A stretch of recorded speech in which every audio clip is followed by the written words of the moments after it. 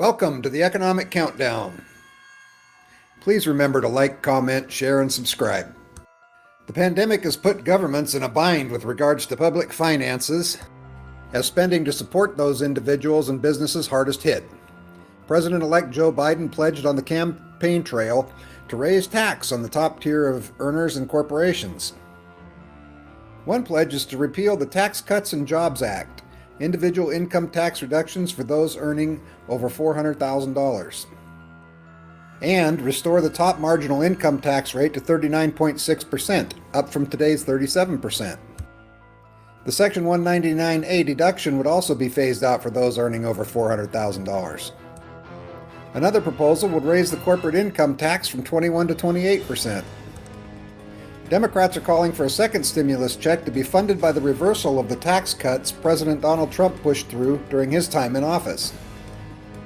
There has been some debate about whether the tax cuts are also to blame for the ballooning U.S. budget deficit, which has only increased since COVID-19 struck.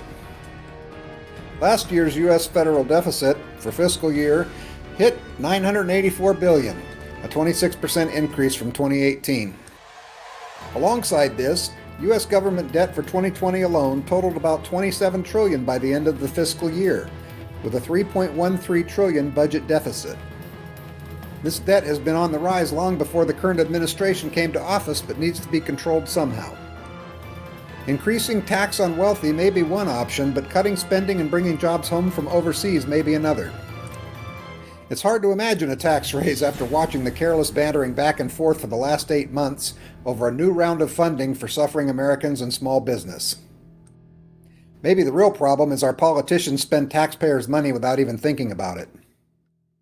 The budget deficit was more than triple 2019's shortfall and more than double the debt seen post-financial crisis in 2009, which totaled up to $1.4 trillion.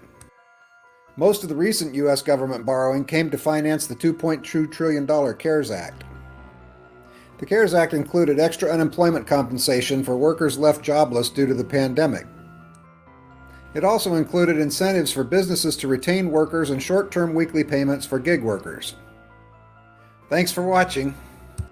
Please remember to like, share, comment, and subscribe. God bless America.